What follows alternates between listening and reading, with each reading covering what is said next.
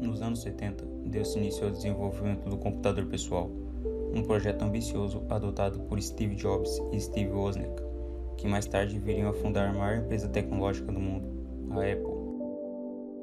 A partir do ano 2000, outra grande inovação tecnológica popularizava-se, o smartphone. Essas duas grandes invenções surgiram com o mesmo objetivo, criar um aparato mais acessível ao público, que poderia auxiliá-lo a fazer tarefas simples do cotidiano, como escrever um trabalho, enviar um e-mail ou localizar-se em um mapa, entre outras coisas. Porém, não se estimava que esses objetos gerariam um impacto tão profundo na avanço social. A tecnologia que até então existia com o propósito de auxílios pontuais ao usuário, com o passar dos anos foi evoluindo seu ambiente digital, até atingir o atual estado, o qual a capacidade da utilização é infinita. Nessa ótica, uma das recursividades mais pungentes dessa revolução do ambiente digital foram as redes sociais.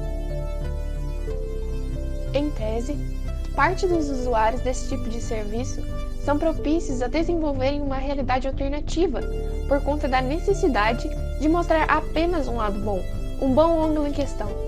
Portanto, quando se deparam com a realidade, longe das redes sociais, percebem que não conseguem viver diante dos verdadeiros desafios da vida.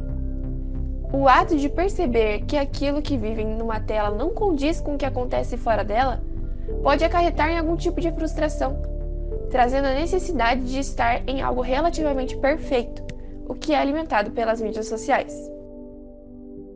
Quando a vida nos mostra uma realidade difícil, como refúgio procuramos imediatamente algo que supra essa nossa necessidade de felicidade momentânea. Encontramos facilmente esse tipo de utopia nas redes sociais, aplicativos de streaming e entre outros. Esses aplicativos, nas últimas décadas, vêm se tornando um símbolo de conforto e funciona como uma certa realidade alternativa àqueles que passam por momentos difíceis, no quais chamamos vulgarmente de vida real. Até onde é saudável conviver com a tecnologia? Um grande exemplo desse tipo de comportamento é o contexto apresentado no filme WALL-E, da Disney Pixar, em que todos os indivíduos embarcados naquela aeronave são inaptos a fazer qualquer tipo de movimento com os membros inferiores, tudo em virtude do uso excessivo de tecnologia. A tecnologia cada vez mais nos ajuda em tarefas cotidianas. Inteligências artificiais nasceram para auxiliar o ser humano, com o propósito de facilitar as ações do dia a dia. Por exemplo, decorar um número de telefone.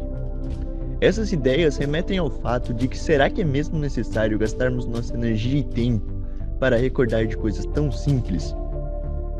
Se não tomarmos uma atitude para que esse cenário mude, coisas ruins poderão acontecer. E assim refletimos: até que ponto a tecnologia pode nos ajudar? A resposta para esta questão pode dividir muitas opiniões. Nesse caso, entramos em uma linha tênue entre a comodidade e o desenvolvimento de nosso cérebro. Com o passar do tempo, as pessoas estão cada vez mais dependentes. A dependência, desse modo, pode se tornar um vício, e todo vício possui seus malefícios.